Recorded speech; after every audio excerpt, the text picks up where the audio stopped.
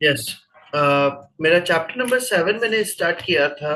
Chapter number 7 के अंदर मैंने अभी तक के लेक्चर के अंदर आपको इस चैप्टर में एक टॉपिक कवर कराया था। जब हमें इन्वेंट्री का वैल्यूएशन करना होता है तो उसके हमने 4 मेथड्स रीड आउट किए थे। FIFO method, LIFO method, simple average, periodic average and fourth one is continuous average या वेटेड एवरेज। उसका कैलकुलेशन कैसे होता है वो मैं पूरा बता चुका हूँ। तो फर्स्ट ऑफ ऑल मुझे बताइए, इन चारों मेथड्स में किसी को भी कोई डाउट है बेटा? Anyone have doubt in this four methods? No sir. नहीं है।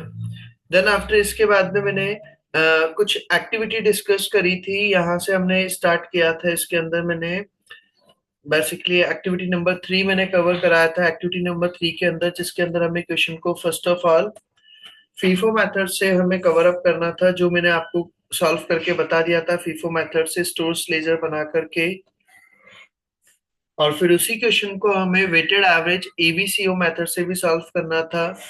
तो ये आपका हो गया है या नहीं? वेटेड एवरेज मेथड से ये मुझे कराना है।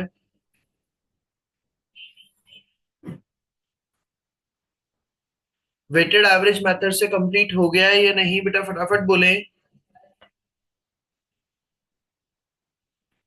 सर हो क्या? हो गया है। बाकी सबका भी कंप्लीट हो गया है कि बेटा? रिप्लाई दे अगर नहीं हुआ है तो मुझे कराना है तो। सर हो गया। हो गया है, चलिए। तो ये हमारा हो गया है। एक्टिविटी नंबर 3 मेरी कंप्लीट हो गई है। अगर किसी ने नहीं किया है तो आप एक बार करके देख लीजिएगा। अगर इसमें कोई डाउट आता है तो वो हम डिस्कस कर लेंगे। फिर इसी के बाद में हम आगे चलते हैं। एक्टिविटी नंबर 3 के बाद में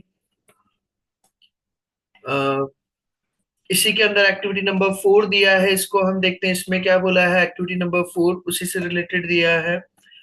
अ business has an opening inventory of 100 units. आपके पास में ओपनिंग इन्वेंट्री रखा हुआ है। ओपनिंग इन्वेंट्री रखा हुआ है 100 यूनिट्स विच कॉस्ट $10 ईच। और एक यूनिट कितने की है? $10 ईच की। It then buy 30 units at $12 each. फिर उन्होंने क्या करा? 30 यूनिट्स और परचेज कर ली है, और एक यूनिट है कितने की? $12 ईच। फिर आगे बोला हमें 40 यूनिट्स फिर वापस से आपने परचेज किया, और फिर आपने किस रेट पे परचेज करा है? $12.50 ईच। एंड देन आफ्टर, उसके बाद में उन्होंने बोला during the period it sells. आपने फिर करंट ईयर के अंदर सेल करी है, तो यहाँ पर आपने सेल किया, तो ये सेल, और कितनी यूनिट सेल करा है आपने? 120 यूनिट्स।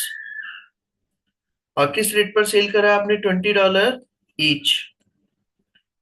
आपसे पूछा क्या है? What is the value of closing inventory using the periodic weighted average cost of method. बेटा, पीरियोडिक वेटेड एवरेज मेथड मतलब कौन सा हो गया? सिंपल एवरेज या weighted average method? Wait. Weighted average. Weighted average या सिंपल एवरेज? पीरियोडिक एवरेज आ रहा है ना बेटा? पीरियोडिक एवरेज आ रहा है, तो पीरियोडिक एवरेज का मतलब क्या होगा? Simple average. Simple average. याद रखना, पीरियोडिक वर्ड आते ही सिंपल एवरेज होता है। मतलब कि यहाँ पर हमें कौन सा मेथड अप्लाई करना है? Simple average price method.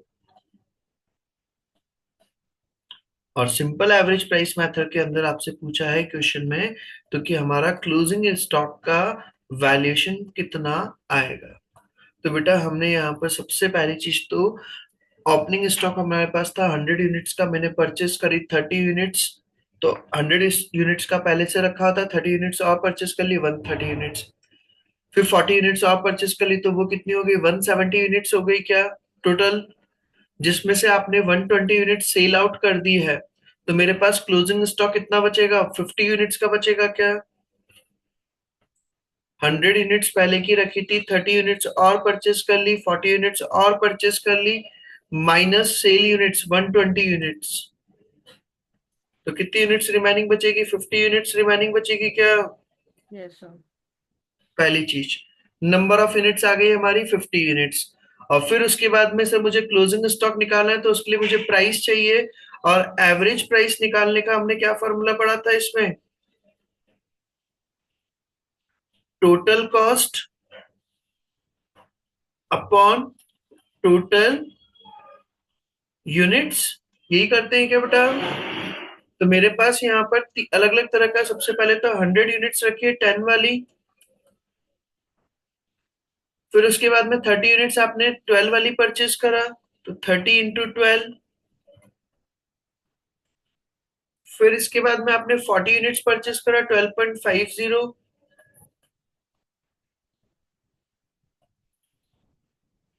और divided by number of units कितनी कितनी है? 100 units plus 30 units plus 40 units. Solve करें भाई इसको, देखें पूरा कितना आ रहा है। 100 ये 10 कितना हो जाएगा? 1000। 30 × 12 360। और प्लस 40 × 12.5 500 डिवाइडेड बाय 170 करना बेटा, कितना आ रहा है? 500 डिवाइडेड बाय 170, सॉरी 500 क्या, तीनों का total divided by 170। 1000 plus 360 plus 500 divided by 170।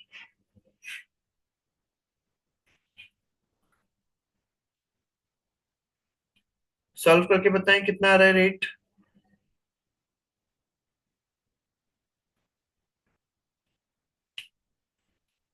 10.94। 10.94 per unit. 10.94 per unit. यहां तक किसी को भी डाउट है क्या? होपफुली सबको समझ में आ गया होगा ये वाला कंसेप्ट जो मैंने बताया इस चैप्टर के अंदर। FIFO method, LIFO method, simple average और वेटेड एवरेज। तो हमारा 10.94 पर यूनिट मेरा क्या आ गया? एवरेज प्राइस आ गया है। और मेरे पास क्लोजिंग स्टॉक की यूनिट्स थी 50 यूनिट्स, तो मेरा क्लोजिंग स्टॉक का वैल्यू आ जाएगा। So value of closing stock 50 units into 10.94 per unit.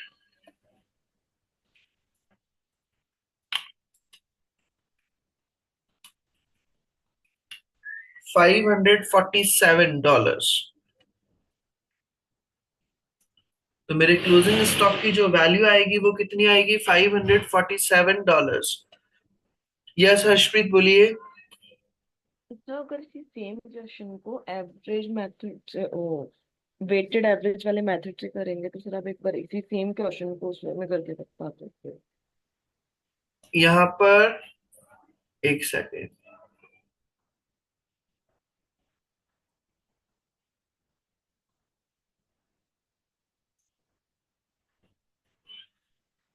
Weighted average से भी वही बैठेगा बेटा, यहाँ पर सेम बैठेगा आंसर। रीजन क्योंकि आपने जो सेल करी है 120 यूनिट्स, उन्होंने यहाँ पर ईयर के मिड में सेल नहीं किया है। उन्होंने सेल कब करा है? लास्ट में। तो वो जितनी आती जाएगी यूनिट्स का रेट उस अकॉर्डिंगली एड ऑन होता जाएगा। यहाँ पर सिंपल एवरेज और वेटेड एवरेज दोनों से एक ही रेट बैठेगा क्या? Got it.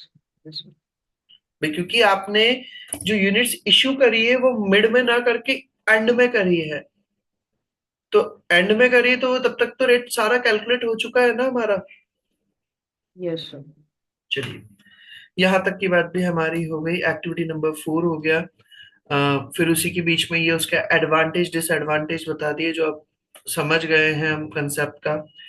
क्या लिखा हुआ है फीफो मेथड के अंदर? More realistic value of the statement of financial position. भाई जो गुड सबसे पहले आया था वो सबसे पहले बाहर निकल रहा है, तो वही बैलेंस शीट वगैरह के अंदर जो क्लोजिंग स्टॉक वगैरह और वो चीजें थोड़ी रियलिस्टिक वैल्यू आती है, मतलब एक्चुअल वैल्यूज आ पाती है। एवरेज कॉस्ट के अंदर can be complex as weighted average is required by IAS 2। जो हमारा IAS 2 जो है, इंटरनेशनल अकाउंटिंग स्टैंडर्ड 2 जो है, उसके अंदर वेटेड एवरेज को ज्यादा प्रायोरिटी दी जाती है, तो वो थोड़ा सा डिफिकल्ट होता है। कैलकुलेशन पार्ट हर किसी के बस की बात नहीं हो पाती है। फिर उसी के अंदर दिया नेक्स्ट टॉपिक हमारा inventory valuation and profits.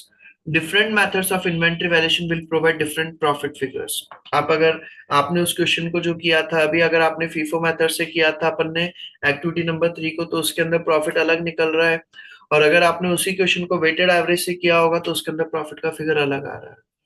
Closing stock का भी दोनों मेथड से अलग अलग वैल्यूएशन आता है, तो आप जो भी मेथड फॉलो करेंगे उसमें हर मेथड से वैल्यूएशन क्या होता है, फिगर चेंज हो जाता है।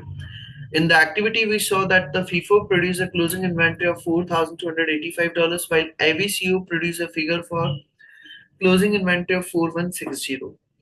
दोनों में अलग अलग आ रहा है, जो आप लोगों ने ऑलरेडी कैलकुलेट कर लिया है एक्टिविटी 3 में। FIFO therefore produce a cost of sales figure, तो वो कॉस्ट ऑफ सेल्स का फिगर भी उसमें अलग आएगा, और एवीसीओ मेथड के अंदर भी अलग आएगा। और अगर आपका सेल्स दे रखा है 18,000, तो ऑब्वियसली प्रॉफिट भी अलग अलग आएगा। तो वो चीज यहाँ पे बताना चाह रहा है। तो क्या आप ऐसा नहीं तो क्या आप भाई कोई भी मेथड यूज करें आंसर विल रिमेन सेम? नहीं, हर मेथड से आंसर में क्या होगा, वेरिएशन आता है। Is it clear? Yes sir. चलिए फिर आगे चलते हैं हम इसी के बाद में। एक्टिविटी नंबर 5 हमारा दे रखा है इसी बेसिस पर एक और क्वेश्चन, तो इसको भी हम देख लेते हैं क्या लिखा हुआ है। A business has the following information. Sales दे रखी है आपको $22,000, कॉस्ट ऑफ सेल्स दे दिया, ओपनिंग इन्वेंट्री $3,000, और परचेज दे दिया है $17,600। क्लोजिंग इन्वेंट्री दे रखा है आपको फीफो मेथड के accordingly has been valued $6,200 using the FIFO method and $6,080 using the AVCO methods. आपको दोनों मेथड से क्या दे रखा है, क्लोजिंग इन्वेंट्री उन्होंने कैलकुलेट करके दे रखा है। और आपको याद हो तो आप लोगों ने पढ़ा हुआ है, कॉस्ट ऑफ सेल्स जब हमें निकालना होता है तो वो कैसे निकलता है, पढ़ा हुआ ही आप लोगों ने 11th 12th में भी। Opening stock, opening inventory, plus उसमें क्या करते हैं हम, परचेज ऐड करते हैं,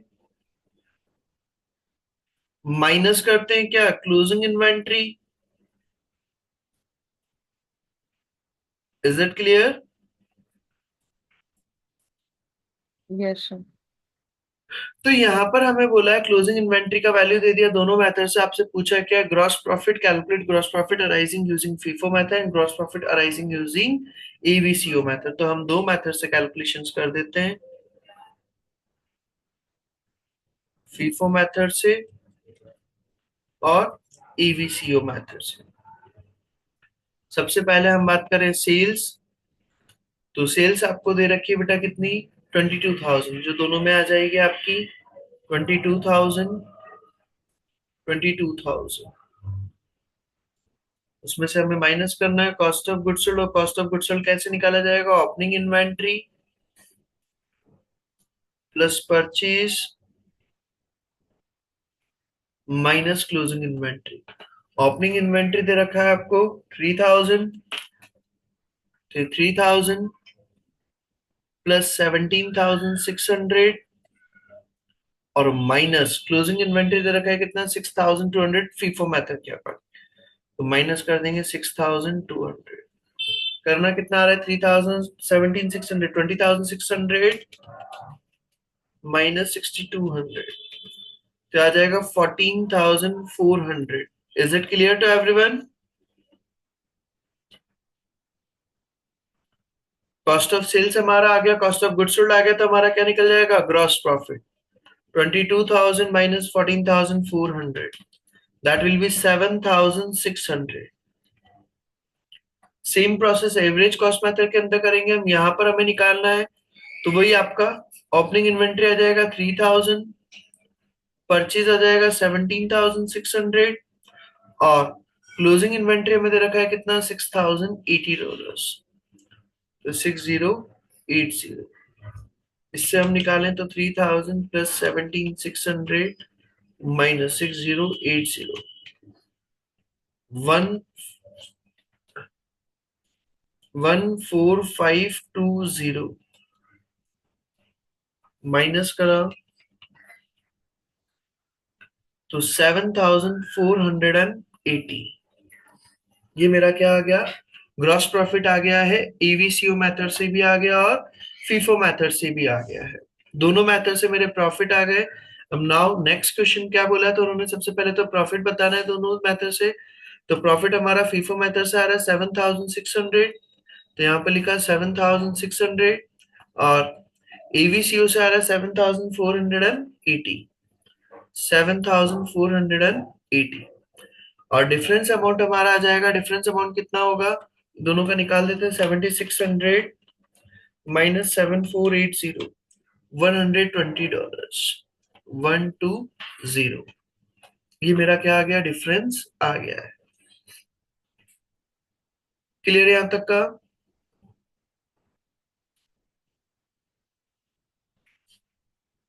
यहां तक का पॉइंट सभी को क्लियर है बेटा? Yes sir. Yes sir. चलिए, इसी के बाद में फिर हम आगे आते हैं। तो इस चैप्टर का मैंने एक टॉपिक कंप्लीट करा दिया है। जब हमें इन्वेंट्री का वैल्यूएशन करना होता है तो उसके मैंने आपको 4 पॉइंट समझा दिए। FIFO method, LIFO method, simple average और वेटेड एवरेज। ये चारों पॉइंट का पार्ट मेरा कंप्लीट हो गया है। अब हम आगे चलते हैं क्वेश्चन टॉपिक पर। तो ये मेरा एक टॉपिक मैंने पूरा करा दिया, theoretical methods of estimating cost.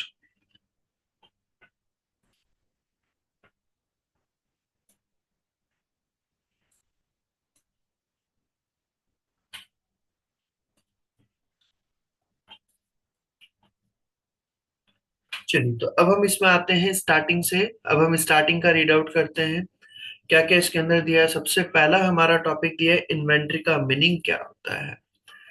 तो inventory are the assets held for sale in the ordinary course of business. जो आप बिजनेस में क्या करते हैं, सेल करने के पर्पज से अगर रखते हैं। फॉर एग्जाम्पल मान लो मैं बात करूं, car in the car showroom, car के शोरूम में कार रखी हुई है, तो वो क्या है, आपका इन्वेंट्री कहलाएगा। किस पर्पज के लिए रखी हुई है, सेल करने के पर्पज से। और in the process of production for such sale, ये फिर आप कोई प्रोडक्ट गुड्स वगैरह प्रोड्यूस कर रहे हो, उसके प्रोडक्शन में अगर वो यूज होने वाला है। मान लो कार की एसेसरीज है,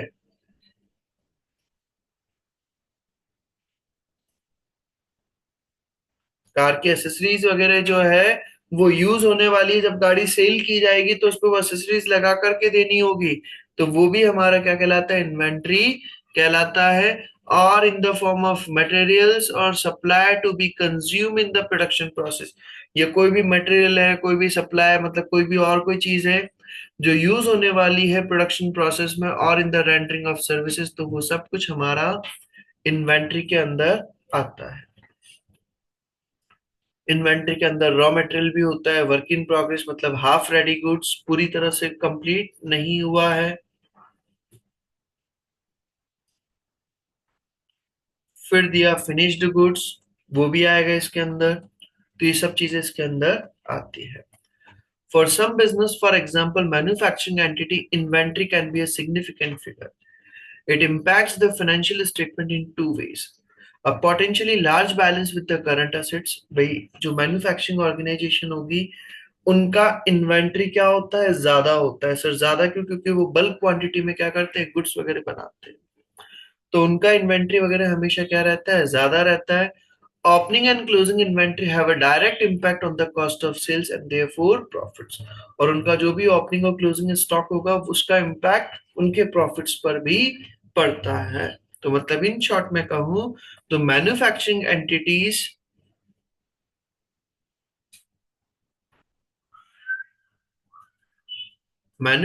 organisations have more inventory as current assets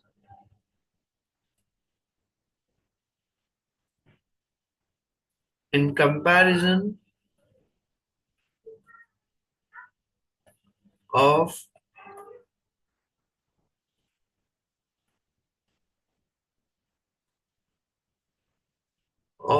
trading organizations। Manufacturing organisations के अंदर इन्वेंट्री वगैरह ज्यादा होता है in comparison to trading organisations. तो वहां पर हमें इन्वेंट्री वगैरह का बहुत ध्यान से कैलकुलेशंस करना होता है। उसी वजह से हमारा यहाँ पर ये चैप्टर दिया हुआ है। Business must therefore ensure that their financial statements account for inventory accurately। तो कि जो भी हम इन्वेंट्री के अकाउंट्स बना रहे हैं, इन्वेंट्री का जो वैल्यूएशन कर रहे हैं वो सही हो in terms of the accounting adjustments and it's valuations. इसी के बाद में फिर हम आगे आते हैं।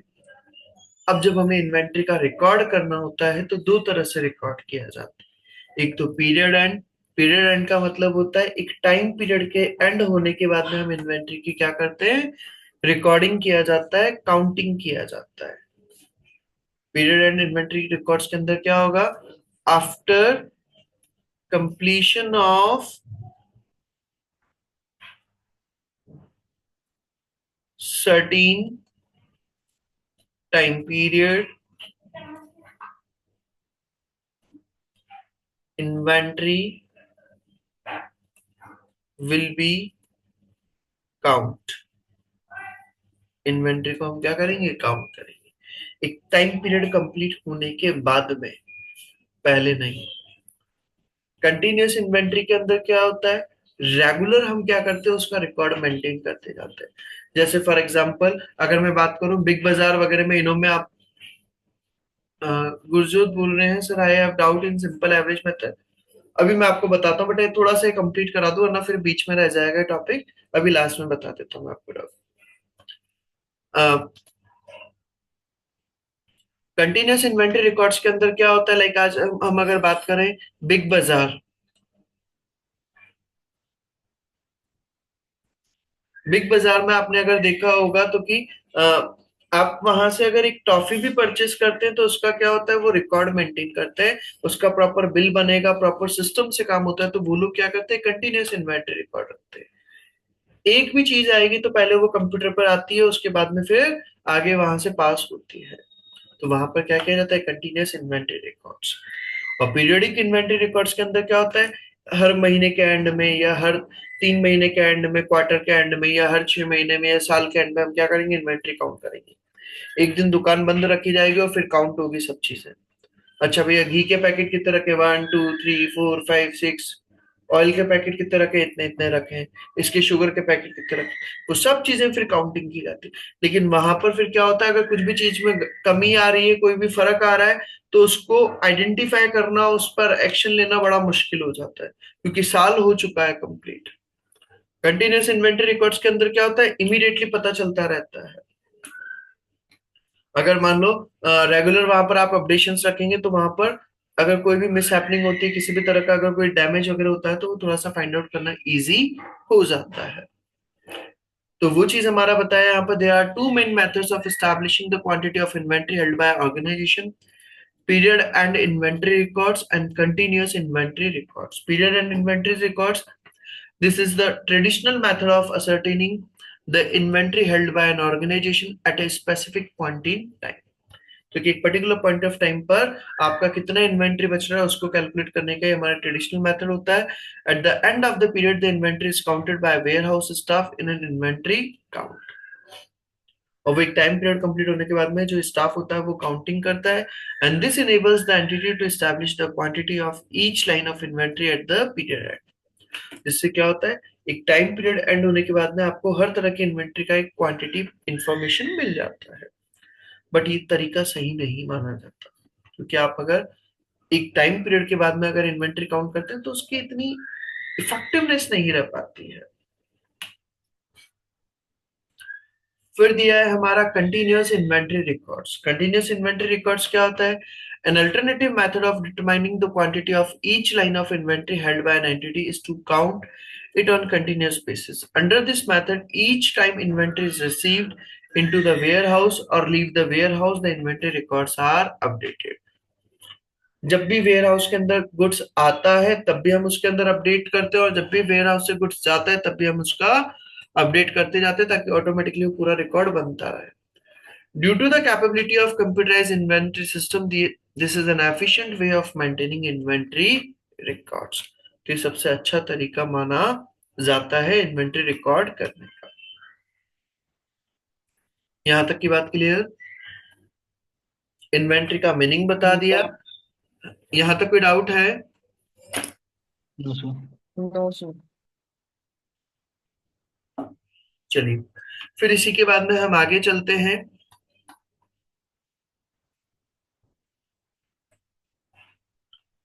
फिर उसी के बाद में दिया है हमारा unsold goods in the inventory at the end of an accounting period. Unsold goods का मतलब क्या होता है? तो सीधी सी बात है, अनसोल्ड गुड्स मतलब क्लोजिंग इन्वेंट्री। अनसोल्ड गुड्स मतलब क्लोजिंग इन्वेंट्री, उसका मतलब बता दिया यहाँ पर जो आप लोगों को पता है।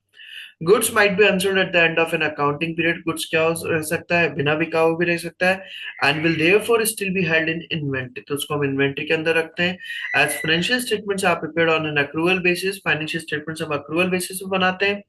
The purchase cost of this good should not be included in the cost of sales of the period, और इसीलिए हम उसकी परचेज कॉस्ट के अंदर उसको इंक्लूड नहीं करते। तो मैंने सिंपल सा कॉस्ट ऑफ सेल्स निकालने का जब फॉर्मूला बताया था, तो opening inventory plus purchase minus closing inventory, हम क्लोजिंग इन्वेंट्री को क्या कर देते हैं? कॉस्ट ऑफ सेल्स में से हटा दिया जाता है। And the reason for this is that the purchase need to be match with the sales revenue generated by this purchase.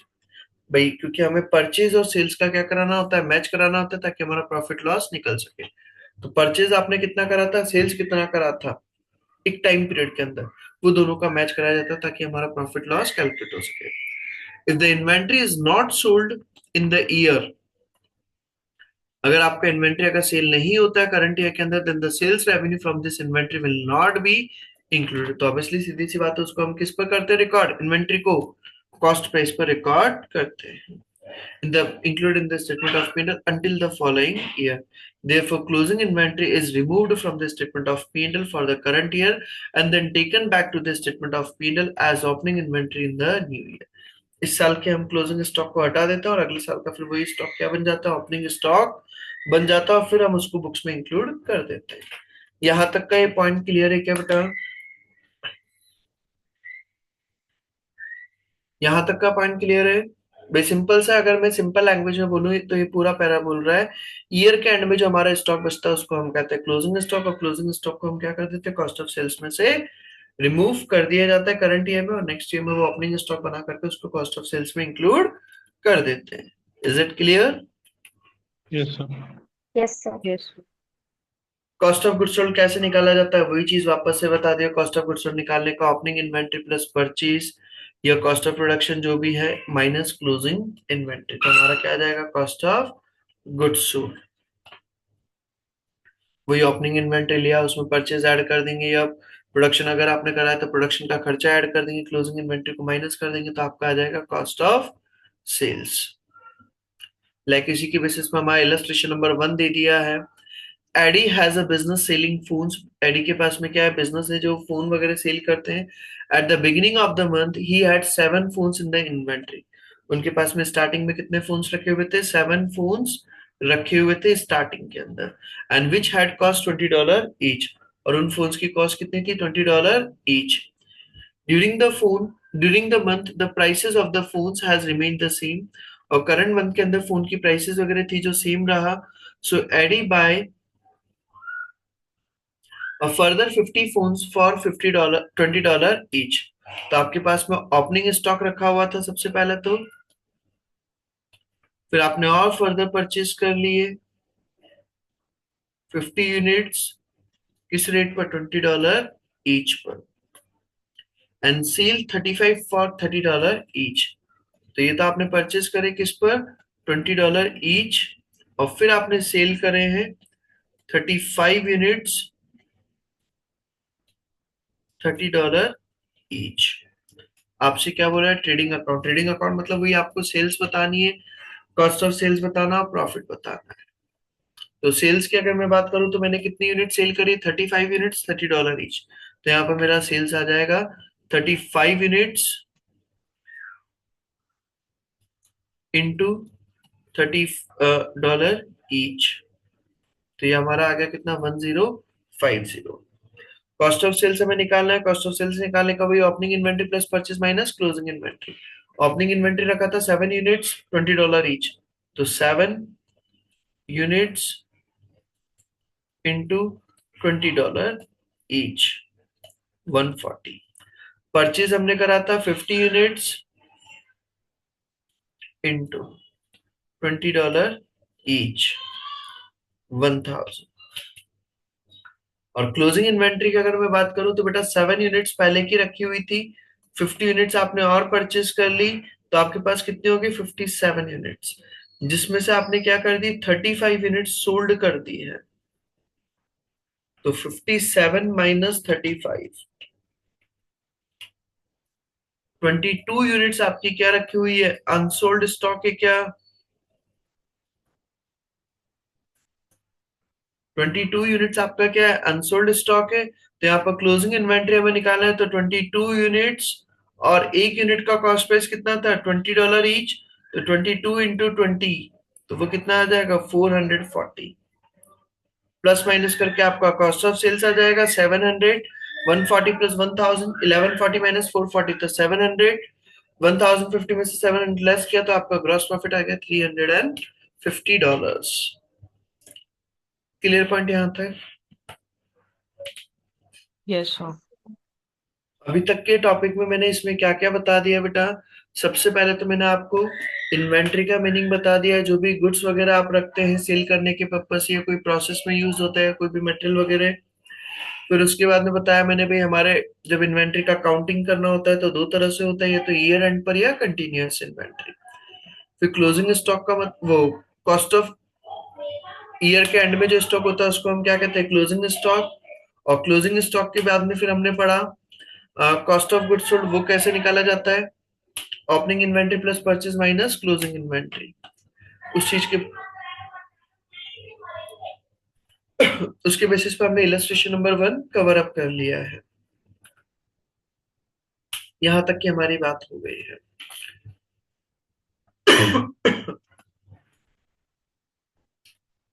अब मैंने अभी हाल बताया तो कि ओपनिंग स्टॉक को तो हमें क्या करना होता है, कॉस्ट ऑफ गुड्स सोल्ड में ऐड करना होता है। मैं लिख देता हूं, opening inventory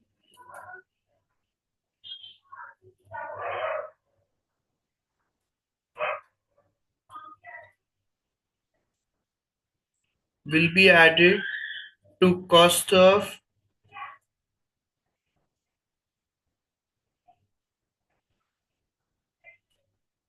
goods sold, and closing inventory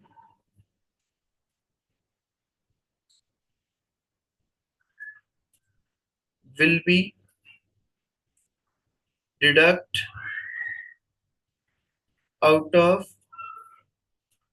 cost of goods sold। और जो क्लोजिंग इन्वेंट्री होगा उसको हमें कॉस्ट ऑफ गुड्स सोल्ड से रिमूव करना होता है। तो ओपनिंग इन्वेंट्री के केस में आपका cost of goods sold increase होता है। यहां पर हमारा cost of goods sold increase होता है।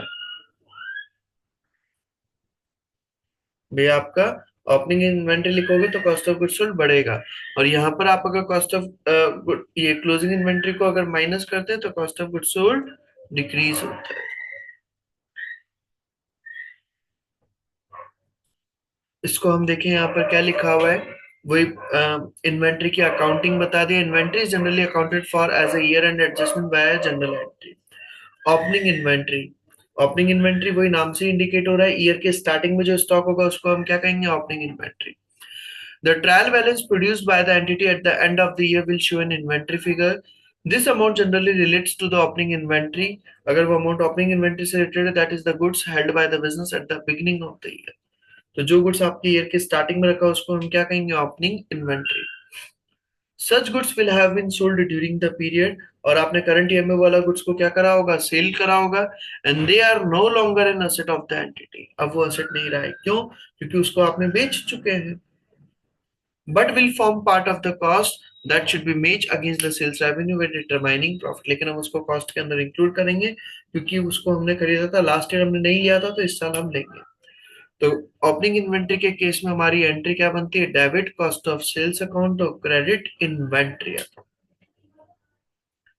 क्या एंट्री बनती है ओपनिंग इन्वेंट्री के केस में, debit cost of sales. Cost of sales में हम उसको डेबिट करते हैं क्योंकि बढ़ाना है, और इन्वेंट्री के क्रेडिट इन्वेंट्री है क्योंकि हमें इन्वेंट्री को कम करना होता है, क्योंकि अब हमारा इन्वेंट्री वो करंट ईयर में सेल हो चुका है। Because in current year opening inventory have been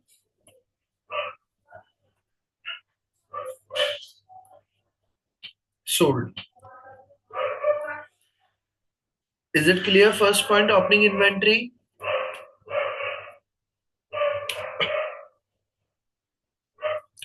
first point समझ में आ गया ओपनिंग इन्वेंट्री का।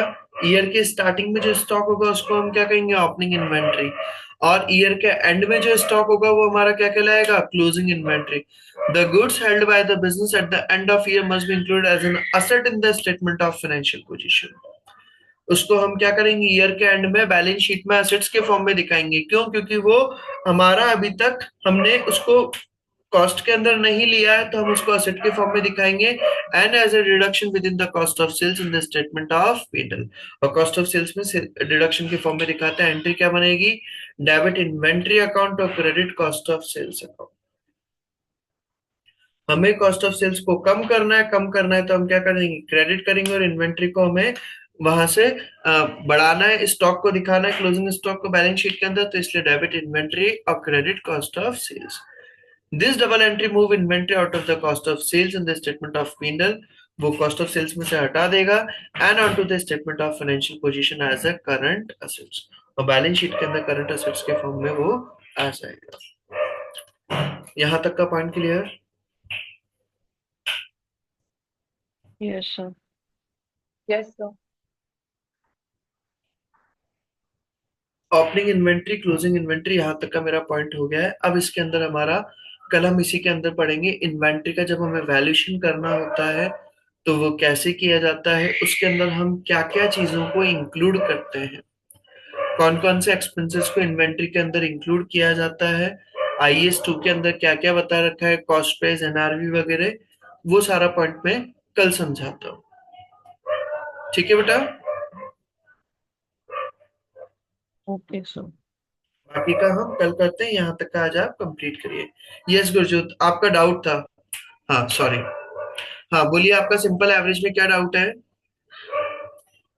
मुझे वो मेथड समझ में नहीं आया। I watch the recorded lectures also. Simple average के अंदर आपका सिंपल सा पॉइंट होता है। मान लो मैंने सपोज, जैसे मैं बात करूं, स्टार्टिंग में मैंने बताया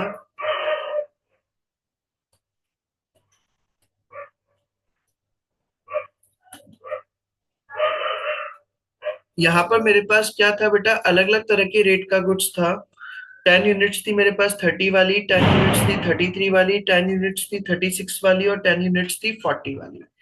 तो एक टाइम पीरियड के अंदर आपने जो भी गुड्स परचेज करा है उन सबका आप टोटल कर दीजिए, divided by total number of units. उससे हमारा क्या निकल जाता है, एवरेज प्राइस। अब जो भी आप इशू करेंगे उन सब के लिए आप एक ही रेट लेंगे, 34.75 पर यूनिट। ये हमारा दिया है सिंपल एवरेज प्राइस मेथड के अंदर। तो जब आप इससे जो जिस लेक्चर में आपने समझाया था उससे पहले वाले लेक्चर में जब आप समझा रहे थे तो तो मैंने आपने ना। वो चीज मैं बता रहा था, लेकिन यहाँ पर आप लोगों के एक्चुअली सिंपल एवरेज में 3 कंसेप्ट चलते हैं, लेकिन आप लोगों के यहाँ पर ये वाला कंसेप्ट लगा रखा है बुक के अंदर, total cost upon total units. Even आपको मैं बुक में भी रीड आउट कराऊं तो यही चीज दे रखा है, इसलिए मैंने फिर वाला कंसेप्ट स्किप करा दिया था। ये देखो, पीरियोडिक एवरेज और simple average. The cost of all purchase of production during the year is divided by the total number of units purchased. Clear? Yes sir. Sir जो आप उस दिन क्वेश्चन करवा रहे थे उसको इस वाले मेथड से करवा सकते हो एक बार? मतलब फर्स्ट लेक्चर में जो करवाया था मैंने उस वाले मेथड से? नो सर, जो अभी आपने बोला ये total cost upon total number of units से। ये वाला जो क्वेश्चन कर रखा है ये उसी मेथड से तो कर रखा है मैंने। Total cost 10 units into 30 plus 10 into 33, इस तरह से सारा टोटल आ जाएगा। Total cost 300 plus 330 plus 360 plus 400 upon total units 40, तो आपका आ गया ना 34.75 पर यूनिट। यस सर, ये आ गया। I am saying it like in table form. Can you just please explain how it works in a table form? Table form में जरूरत ही नहीं होती सिंपल एवरेज के में। Okay sir. सिंपल एवरेज में table form की रिक्वायरमेंट ही नहीं, आपको एक ही रेट है। जितना भी आपको इश्यू करना है वो सीधा एक ही रेट पर होगा, क्लोजिंग स्टॉक भी सीधा एक ही रेट पर होगा, तो उसमें अलग अलग रिक्वायरमेंट नहीं होती है। Okay sir, thank you. Welcome. चलिए बाकी का हम नेक्स्ट लेक्चर में करते हैं, यहाँ तक का आज आप कंप्लीट करिएगा। ओके बेटा, thank you. Thank you, sir. Welcome.